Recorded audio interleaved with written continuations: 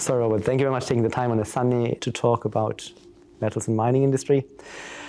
Look, first, very obvious questions at the moment. We're talking a lot about the energy transition, a lot of concern about how empty the project pipeline is, yet you're bringing on Coca-Cola at the moment. So how do you approach exploration and development? What do you do different than others? It's a very long-term business. You just mentioned two projects that were 20 years or more in development. So Coca-Cola is an overnight success after 27 years of hard work. So if you're going to be working that long on a project, each mining project is really about the same amount of work. A little baby one that only has 5 or 10 years of life is not really that different than a really great project with 100 years of life. So it's very important to concentrate on the Tier 1 assets that can live through several life cycles. That way 20 years of effort is worth it because the mine will have a life of a century. So we try to focus on best-in-class deposits, ones that will be around for our children and our grandchildren and perhaps our grandchildren's children at the bottom of the world cost curve. And we're constantly on the look for those types of deposits.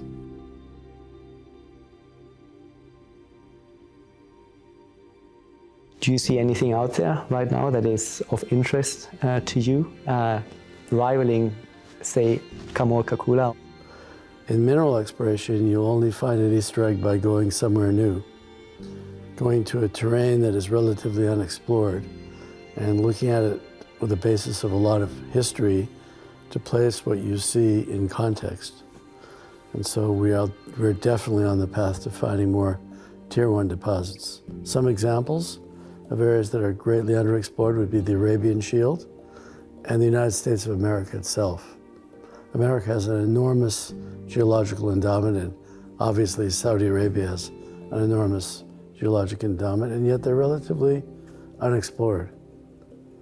It sounds as if you would only develop world-class assets. You wouldn't go down further the value chain to make sure that we have enough metals available for the energy transition. It's only the Tier 1 assets that make a difference to the supply chain and the dilemma that the world finds itself in. You start talking about an energy transition, you're talking about requirements for enormous amounts of energy. The city we're in here, London, everything you see here was all built on the back of Saudi oil. Had the Ghawar field and Saudi development not have happened in the 1930s, 40s, 50s, and 60s, the modern cities in today's world would not have been built. So we always face the problem that people don't really understand where things come from. They don't understand the inherent global warming gas that was generated in building the modern world that we live in. So on a going forward basis, if you want to make an impact and change the world in any way, we need the really super giant low-cost deposits. Without that, it's just a waste of time, because the task is so large to engage in an energy transformation. The short-lived mines, they won't even begin to solve the problem. It's bad enough with the giant mines. They're still relatively small compared to the hydrocarbon industry. Historically, oil and gas spills more money than the whole mining industry makes. Mining is tiny, tiny, tiny compared to oil and gas. And so when you start, you want to close all those coal mines in Germany? Mrs. Merkel, she didn't make much progress on that, did she? And so we're just beginning to realize how difficult this energy transition is actually going to be and how critically important Saudi Arabia sits in the energy transformation to maintain stability for the world economy, because you can't get into an energy transition in a world riven by war, riven by economic collapse. That's not a background in which you can stop generating global warming gas. So Saudi Arabia sits in a position to maintain energy security as Russian production is now declining for obvious reasons. You've mentioned Saudi Arabia a fair bit already, and I realize also that you were speaking actually at an event in Saudi Arabia earlier this year. The government there seems to be putting a lot of effort into boosting the mining industry. Is that a region or a country where you see a lot of potential for metals and mining companies going forward? We probably peaked in the integration of the world economy around 2008. Toyota had come up with just-in-time manufacturing. You would just get a screw for the dashboard of that Toyota car just in time. And since 2008, we're gradually seeing the integrated world economy balkanize and fall apart. So every country that can afford to do it wants to secure their supply chain. So Saudi Arabia is looking at what it imports in metals to maintain their economy, and they've announced publicly that they'd like to mine half or more of what they need for copper or zinc or other critical metals domestically. And that's exactly what the Americans are saying, for example. So we're seeing a transition from a just-in-time economy to a just-in-case global economy, where each nation state is worried about their national security and realizing that nothing grows on trees, really, except for avocados and a few almonds and grapes. Generally speaking, every nation is concerned now with developing their own domestic raw material supply chain. Saudi Arabia has enormous advantages. It has obviously cheap energy and excellent infrastructure, and the rocks are visible to the naked eye in the Arabian Shield. They're not covered with trees, for example. So as an explorationist, when you go to the Brazilian jungle, you don't really want to disturb the jungle and all the flora and fauna there. You'd rather go to a desert environment. If you think about Nevada or Chile, places where Australia and the outback, it's easier to see the rocks where there's no trees. So dry, unexplored rocky terrains with excellent infrastructure and inexpensive energy are places where you might be able to find something truly great. So the Arabian Shield and its twin on the other side of the Red Sea in Sudan and Egypt is one of the types of terrains we would go to and look at to explore for undeveloped wealth. And without a shadow of a doubt, Saudi Arabia has great mineral potential. Thousands of years before the life of the Prophet, say almost 4,000 years ago, people were mining gold in Saudi Arabia at a place called Mad al-Dahab, meaning the cradle of gold in Arabic. Thousands and thousands of years, like the time of the pyramids, they were mining gold. So clearly there's great mineral potential there and in other unexplored terrains in the world. In terms of mineral potential, where do you see the opportunities in that part of the world? Where do you start in finding those opportunities? We've been to over 130 countries. We actually worked in 61. So we have people that live and breathe the geology and understand how the earth was formed and are really looking at these rocks. And then the geologic terrains have other parameters associated with them as to whether it's possible to go there and do some work. For example, Iran. Iran also has very good geology. Iran has a huge endowment of oil, copper, zinc, gold, for example. The problem is that it's difficult for us to go to Iran for obvious reasons. So there's still political factors that come with the geology. So we would say Saudi Arabia ranks very high with inexpensive energy, a stable, trustworthy government, a government that wants to improve their national security by welcoming mining. So that would rank very good on a multiplicity of indicia that you might not find in other places that have mineral potential. It's not enough to have mineral potential. Capital flees at the first sign of trouble. Money is a coward. As soon as something goes wrong, it runs away. So we're looking for environments that are stable and have a cultural affinity for developing God's gift to humanity, these minerals. All of modern life, all of human welfare depends on mining.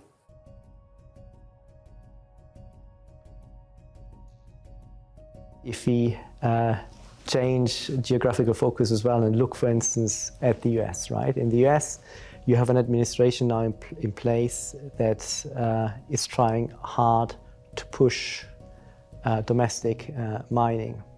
The question really is, when you're looking at kind of the obstacles that the mining industry faces, how much of an issue do you think permitting, getting projects off the ground, how much of an issue, or ESG as well, how much of an issue that has become to developing sites?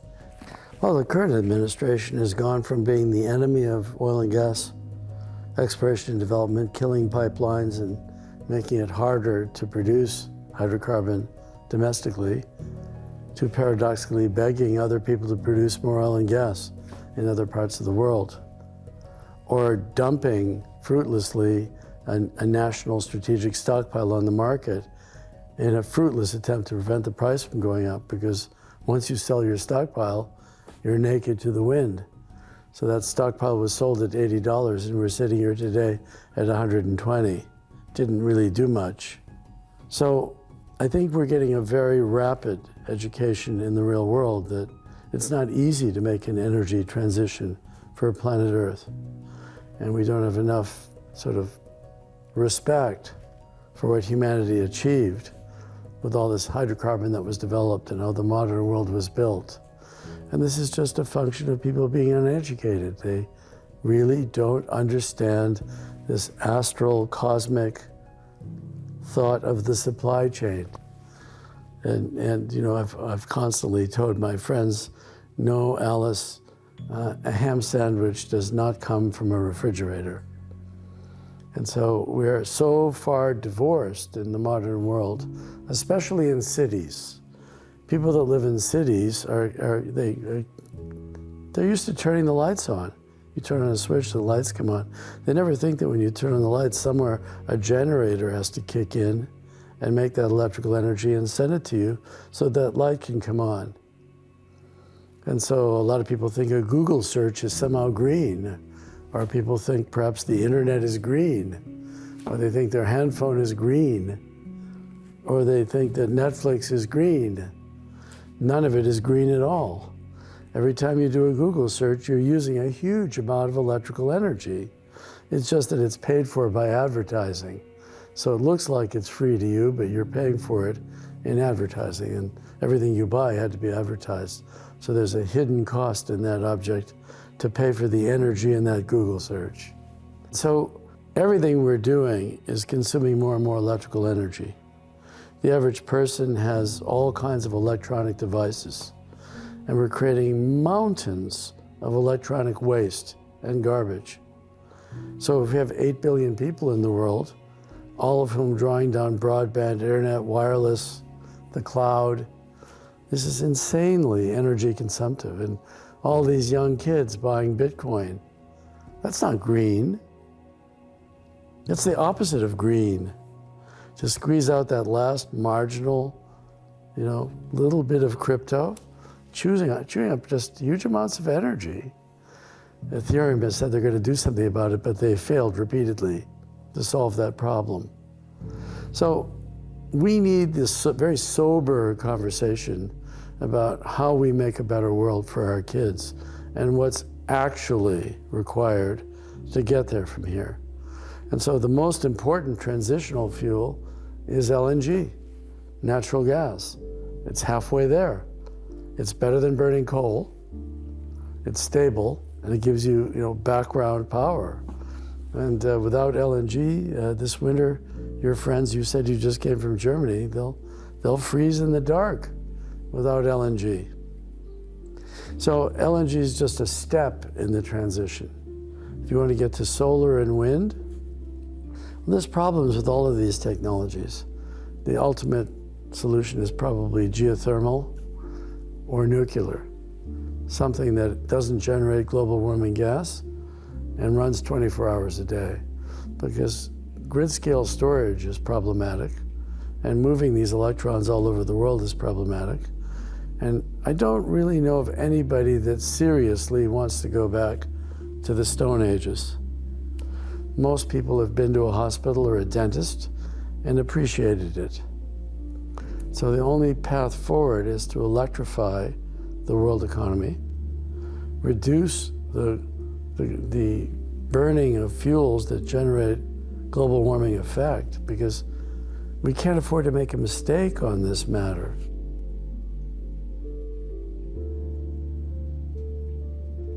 The stakes are so high, it just doesn't make any sense not to try to think about how to solve this problem. It's only in recent years that we're starting to get intelligent people in the financial system starting to understand a little bit about the supply chain and how difficult it is to find these critical raw materials if you don't want to do things the way we've always been doing them. That's why it's worth talking about this, because it's important that people really understand that everything comes from somewhere. Like right now we have a baby food shortage. Big panic in the United States. No baby food. Or sriracha. Today, all the Japanese restaurants, they need sriracha sauce for their spicy tuna rolls. There's no sriracha sauce. Or Ford couldn't build pickup trucks. They couldn't get the semiconductor chips. What's going on here? And what's going on here is that there are supply chain constraints everywhere. And the supply chain constraints are not alleviated by the Federal Reserve Board or the European Central Bank raising interest rates. Yes, you can crush demand. You can create a severe recession. But we still want to change the way we generate electricity. We still want to reduce global warming gas. And so we need a more sober and sophisticated understanding of the real supply chain, the real word or the real meaning of supply chain. We have to really examine the supply chain. We have to find a better and more sustainable way of doing things. And now all of this is compounded by the demand of national defense and the prospect of hoarding. I think we're beginning the era of hoarding. For example, the Thais are big rice exporters. And they start to think, well, maybe we won't export so much of our rice, or maybe we'll trade some rice for oil. This kind of thinking is now creeping. And this is nothing you've experienced in your lifetime, and neither have I, but we're in a Vujade phenomenon, which is the overwhelming feeling none of this has ever happened before. And I don't think the Federal Reserve Board has any understanding of the supply chain whatsoever. You remember the gentleman running the Federal Reserve Board said this inflation is transitory. And he said that with a straight face, looking in a camera. Well, it's obvious he doesn't understand the supply chain because oil is $122 a barrel today. And so that's very scary because they're trained economists. They're trained to think a certain way, but they're divorced from the real world. The real world is that our integrated world economy is stressed. For whatever reason, after many decades of integrating the world economy, where everything you found at Walmart said made in China, suddenly, you have to make all that stuff in the United States. You can't even get anybody to flip hamburgers in the United States, let alone to make all that stuff at Walmart. And so obviously the cost is not going to be measured in 8% inflation. If everything has to be made domestically in every country, it's insanely inflationary. If the Japanese want their own supply chain and they don't trust the Koreans, and the Koreans want their own supply chain and they don't trust the Chinese want their own supply chain, they don't trust the Indians want their own supply chain, we've got trouble coming. And it can't be resolved by raising rates 5 or 10%. That will create economic dislocation. It could engender a severe recession, but it won't solve the problem. Human beings need to understand each other and avoid war. And historically, when people trade and have commerce, it's good for world peace. As soon as that trade starts to break down, you start to worry about national defense and war. As soon as it's us versus them, the other. And so a lot of this scramble for these critical raw materials like energy or metals has now taken on a national security flavor. And that starts to become a self-fulfilling prophecy.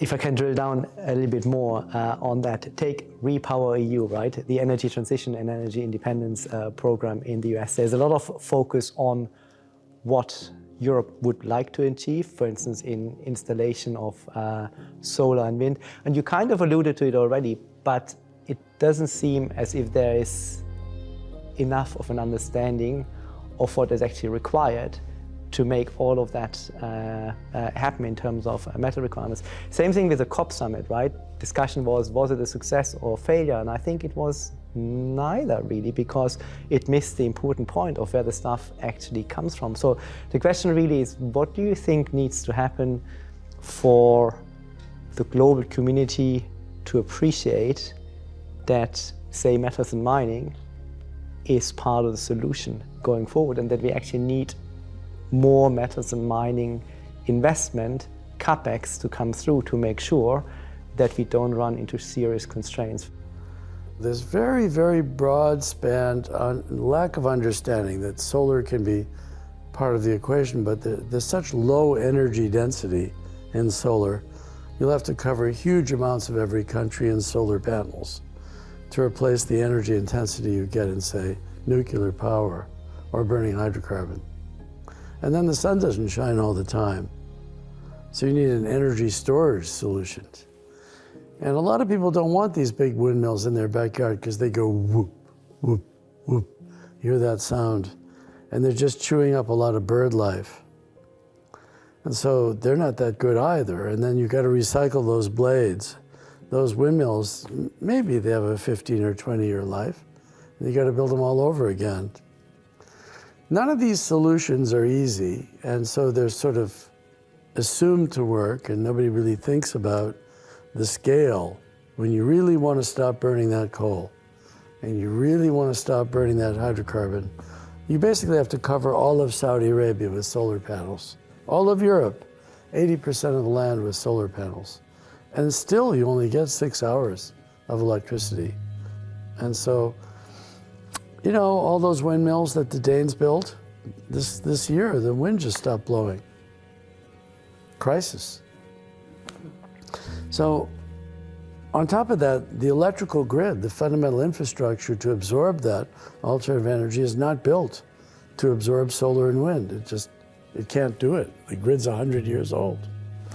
So the whole idea of the grid is like completely beyond popular imagination. That people are walking around with no understanding whatsoever of the electrical grid. What is the grid? There is zero energy storage in the grid. The American electrical grid would be like balancing a pencil vertically in your palm. The pencil's standing up. It's just balancing load. And it wants to collapse at any given moment. It's a 100-year-old, 120-year-old machine that just can't absorb huge amounts of alternative energy. If all of us bought a Tesla and plugged it in at 5 p.m., in America, we just fry the grid. So replacing the grid with a smart grid that can absorb alternative energy, tens of trillions of dollars involved. And what is the grid made out of? Spaghetti? What do you think the grid's made out of? And where do the metals come from for that grid? That's just the backbone. And then there's the actual generation of those electrons and how they're used. And so you have to think about the amount of energy expended over, say, a century. Like, how long does this infrastructure last? If you have to go out and replace every windmill in the North Sea after 15 or 20 years, what's that going to cost? Can you recycle those blades? No, you can't. They're burying them. And so it's going to take a lot of work to think this through carefully. And metals have a very, very important role to play, but the mining industry has a justly deserved poor reputation because everybody has to rethink everything from first principles. And it's very, very difficult. It takes decades to reinvent mining. The major mining companies are making very significant strides. They have young, responsible managers that want to change the way mining is done, but it's like turning around a super tanker. These are enormous companies with enormous amounts of capital involved. And this is not something that happens overnight. A lot of people want the energy transition to happen this decade, like now. we're just beginning to see how hard that really is. We are completely dependent on the existing infrastructure we have.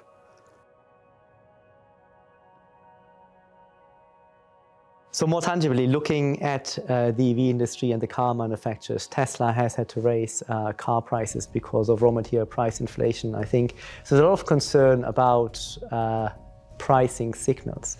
But I think another concern that is becoming increasingly to the fore is concerns about quantity of raw materials and not having potentially enough raw materials available further down the line.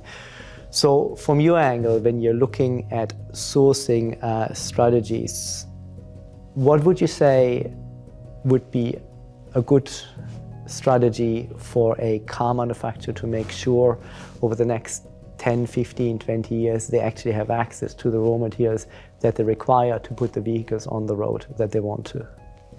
And nobody can predict the future, but assuming reasonable stability through a recession and then a recovery, we're heading for a train wreck in the electrification of the automobile.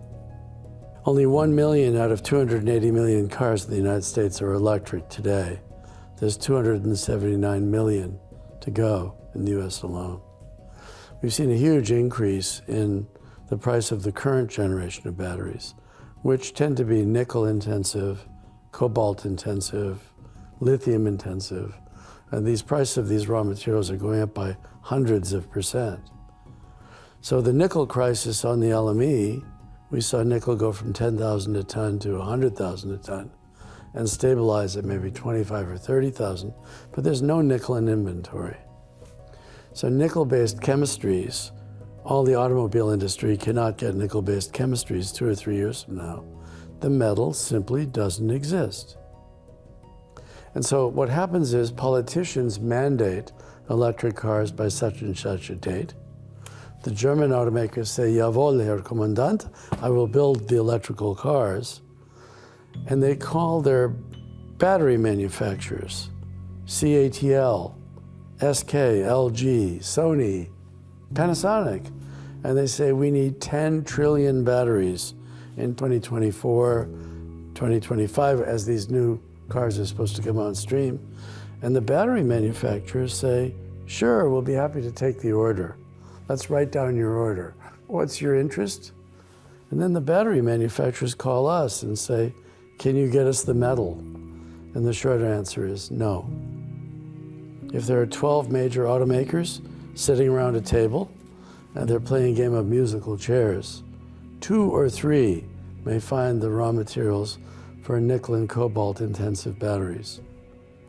And we're seeing this already in a huge price increase, but we haven't even started the beginning of the first chapter of the electrification of these metals. And so we need better chemistry. We need chemistry for batteries which have commoner or more readily obtainable raw materials. So we've invested in a company based in Boston called Pure Lithium that came out of MIT that has a very high energy density battery with no nickel and no cobalt. It does need lithium metal. But there are new chemistries that have to be found because you can't have everybody with a nickel intensive battery. It just won't happen. There's a huge demand. Anybody that has a disruptive battery will win the game. And so there's intensive interest, not only from the car manufacturers, but consumer electronics also, because you have to store electrical energy somehow. And batteries are so fundamental to the energy transformation that there's an enormous amount of capital and interest in doing that. So there's always hope for better chemistries. But right now you have a massive investment in the current generation of chemistries. We're talking about the lithium-ion battery. There's hundreds and hundreds of billions of dollars invested in this current generation of batteries. All that has to be thrown away when you get to a second battery chemistry that's fundamentally different. But the current generation of battery chemistries will not solve the problem for the automobile industry. And they're just starting to begin to understand the scale of the problem. It's like the fight between Elon Musk and Bill Gates. Elon Musk is complaining that Bill Gates is short Tesla. And Bill Gates says, well, you know, there's 10 or 12 other people that want to build electric cars. And so the competition is coming to the first mover. Tesla was brilliant. They gave a hot foot to all the conventional automakers and sped up the transition to electrification in the automobile industry by maybe 20 years or more. But now here comes the competition, and so the French companies are backed by the French, and the German companies are backed by the German, and the Japanese companies are backed by the Japanese government. And here again, we have international competition for the same raw materials played out at the level of the nation state. The Japanese are looking for raw materials for the Japanese car makers. The Koreans are looking for raw materials for the Korean car makers. We all know that the Chinese have at least a 20-year head start in the raw material supply chain for electrification. They were smarter. They were planning. They were thinking ahead of everybody else. And also individual national champions like Ford, General Motors, they're playing for the American team. And you're going to see this result in astronomically, beyond your wildest dreams, increases in demand for these relatively thinly traded metals. And these mines don't materialize overnight. They just don't. Do you think, when we're talking about underinvesting in mining capacity, that would actually help if the car manufacturers took outright stakes in some of those operations on the mining level or on a corporate level? It's unlikely, because automobile brands are risk adverse.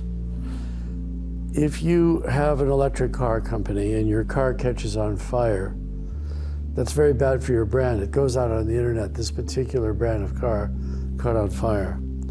If that car is parked in the basement of a school and the school burns down, the manufacturer of that car has a huge, lethally damaging impact on their brand.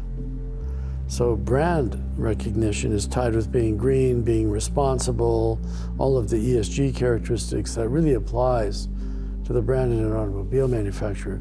So an automobile manufacturer cannot wear the liability of a tailings dam collapsing, as happened to Vale, for example.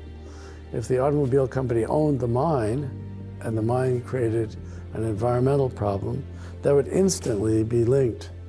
So the car industry needs to find a way to reliably get metals, maybe as an off-taker, maybe as sort of some kind of financier of metals production combined with rigorous ESG characteristics.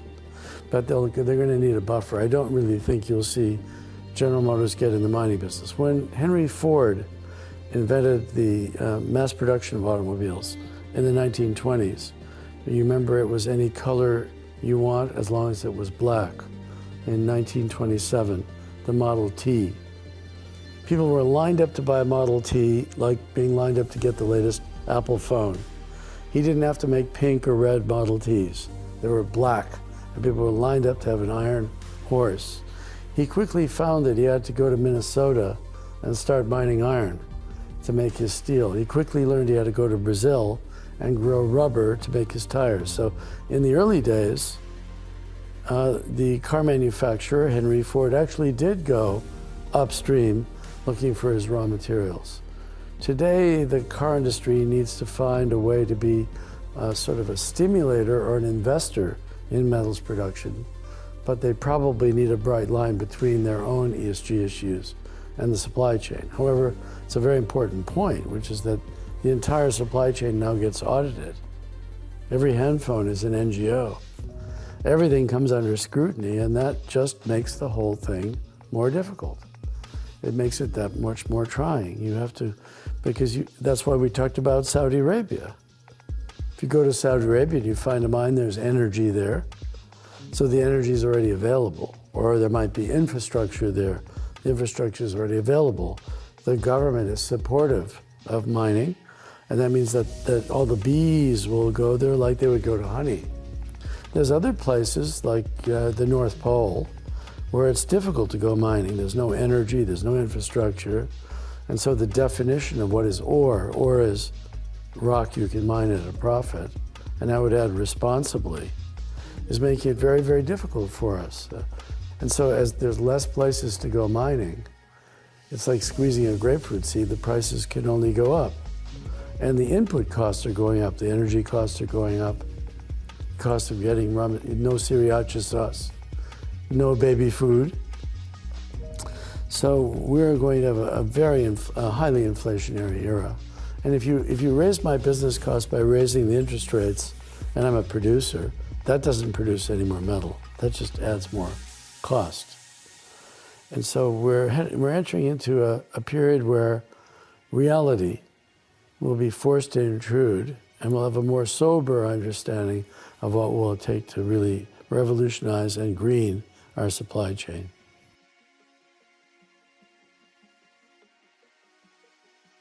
And just to round it off, coming back to some of your own operations in the portfolio, take Kamoa-Kakula. We spoke about that earlier on. It is delivering the biggest copper production increase globally right now. It has scope to grow further. Where do you think Kamoa-Kakula will ultimately max out in terms of production, and what would make you take the decision to actually increase output further from where we are at the moment? Well, we won't go beyond what we've publicly disclosed. We've said that we think we're in a path to a little over 800,000 metric tons a year. On a run rate right now, this month, we're creeping up on 400,000 tons a year, debugging 450,000 next year. In 2024, north of 600,000. They're modules. At a run rate of 800,000 tons a year, we still have 75 or 100 years of mining. So one could add more concentrators and mine it more quickly at the expense of mine life. But you want to develop long-term communities and long-term involvement in the Democratic Republic of the Congo. So we really want to be mining over 2 or 3 generations. Now, obviously, our R&D department is exploration. And when you look at the Democratic Republic of the Congo, you're clearly looking at one of the greatest mineral endowments in the world with a lot of fundamental advantages. There's no snow or ice. You're not climbing steep mountains. It's all fairly flat. And you have hydroelectric power. And that really becomes the limiting factor for us is we have to use hydroelectricity because it's available 24 hours a day. We can supplement with solar, but for baseline demand, to have a zero carbon production, you need that hydroelectricity.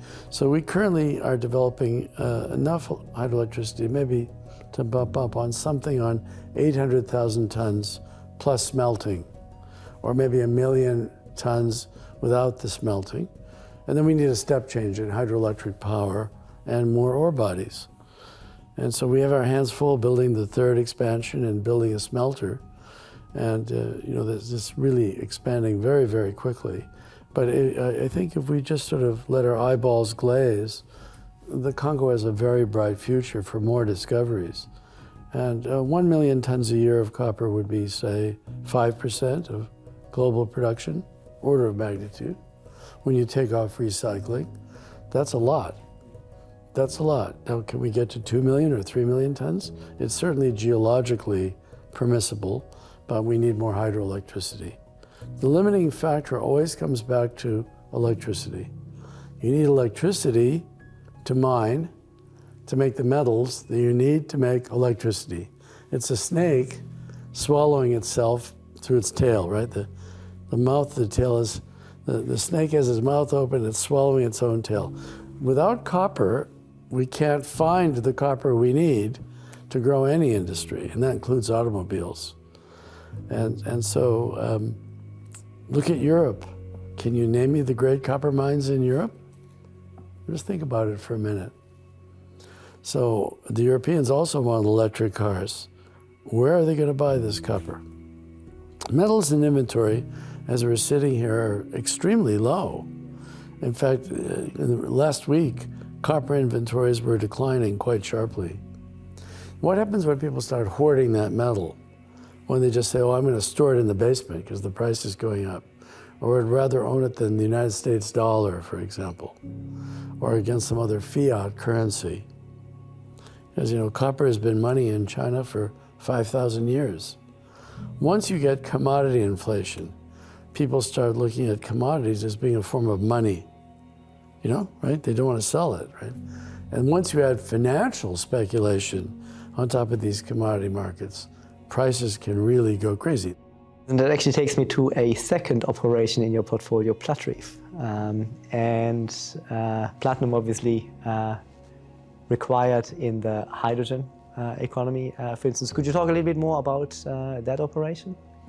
Well, the beauty about Platreef is that you have a natural occurring hedged portfolio of metals in one mine.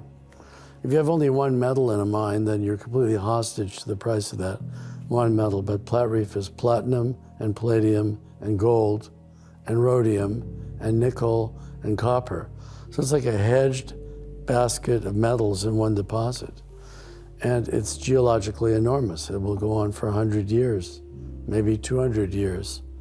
And so the scale of it is only limited by how much capital is applied, how much electricity you have, and how much capital you want to invest.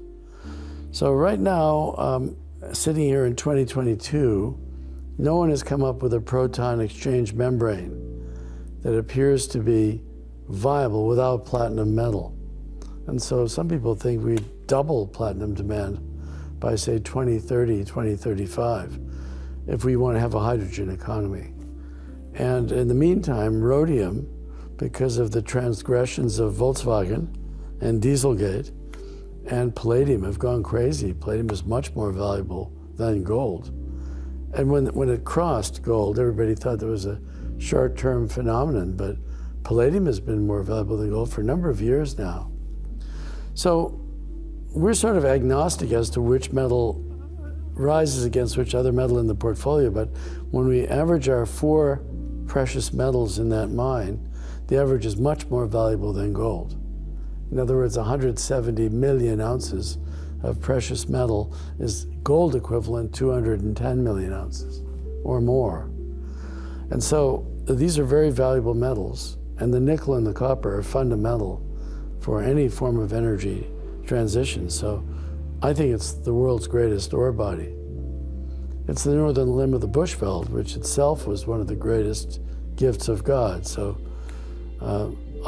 Saudi Arabia has an enormous hydrocarbon endowment. South Africa has an enormous endowment in platinum group metals. But those metals come with nickel and copper, which are critical for the endowment. And there's only 2 places in the world that have huge endowment in those metals, tier 1. That would be in Russia, around Norilsk, and in South Africa. So it's really apparent you have to go to where the metals are. When I look at the pipeline further out, Kipushi is one of the projects that I think is very good. Zinc is an insanely important metal. Apart from the fact that your mother gives it to you when you get the flu, it's one of the good metals that's good for you. But we've now learned that zinc is a super powerful fertilizer for agricultural development. It turns out that most of the soils in India and China are depleted in zinc from centuries of farming. And it turns out when you add a little bit of zinc oxide to plants, you get an explosion in growth. So think of zinc as a fertilizer like phosphate or potash. And this is a disruptive new use for zinc because when zinc is used in metals, some of that metal is recycled. But when metals are used as a fertilizer, they're not recycled. They're put on the earth and they stay there. So the new incremental demand for zinc as a fertilizer, and all Chinese fertilizers are now adding zinc to DAP, for example, for fertilizers, is huge new disruptive demand for zinc. In addition, a lot of the old zinc mines in China were a source of cadmium pollution. So the government, in limiting pollution in China, has responsibly closed a lot of the polluting zinc mines. And of course, nobody invested in zinc the last 20 or 30 years. So now we see incredible fundamentals. The price has doubled. It could easily double again. Now when you build solar fields, all those solar panels, if you make those solar panels with mild steel, they rust. So it's all galvanized. And so just in construction, we're seeing zinc roofing becoming very popular, for example. A zinc roof is very good on your house. It doesn't rust. So all fundamental infrastructure as you rebuild it is demanding zinc. And as you know, the highways and the bridges in America are kaput. They're old, they're tired. So there's enormous demand coming for zinc, and there's been almost no investment in zinc production. This is the revenge of the old economy, that we have a molecule crisis, that zinc is in shortage, or germanium is in shortage, or copper is in shortage, or nickel or cobalt or rare earths. The list is endless because we've had 30 or 40 years where all the money went into broadband or internet or Netflix or the cloud, and no money went into basic productive capacity of metals. And now that we're balkanizing the world economy, these metals represent a kind of money. Their price is rising against the United States dollar. So their price is rising against paper currencies. And so it's not crazy for you to buy an ETF composed of a basket of metals as a currency, as a way of preserving your wealth. And once speculative demand comes on top of national security demand, that's when you can see metals go up 30-fold. We've seen molybdenum go from $1 a pound to $30 a pound. We haven't seen gold go from $1,500 to $60,000, $80,000 an ounce. It might happen. You know, as if people lose faith in paper currencies and fiat currencies. But we have a situation where even the precious metals may come under great demand because the American dollar is rallying because the Fed is raising rates. At a certain point, they reach the pain point. Say, for example, the Donald takes the House and Senate in November. Maybe that's the end of U.S. rates going up because the Donald starts screaming, I don't want any more interest rate rises. At that point, the dollar is kaput. Take a look at the Japanese yen. It's just gone from 100 yen to the dollar, so 132 yen to the dollar. Now imagine what the price of zinc looks like in Japanese yen. The zinc price is going straight up in Japan. Price of copper is going through the roof in Japan because these commodities are priced in dollars. And so I think a lot of your institutional investors don't realize how many of these balkanized economies are in a panic. The Japanese wanted to create some inflation in their economy. Now they're going to have more inflation than they know what to do with. The price of everything they need. Look at the island of Japan, totally vulnerable. They have to import all their metals, all their hydrocarbon, all their coal, don't they? It's imported. It's all priced in dollars. So there's going to be an explosion of inflation in Japan. And they manufacture things that we buy, like a Toyota. So the price is going up. They can't escape being part of the supply chain. So the more you think about what we're talking about, it takes a while. It takes a while for people in the financial world. You really need to slow down and think about what we're saying here. We're in an era where the old economy is exacting its revenge. You know, I've been accused of calling it the revenge of the miners. It's not just the miners, it's the revenge of the underfinanced old economy. Combined with national security constraints, we face a rocky future, and we have a lot of work to do if we're going to leave our kids a better world. Simple.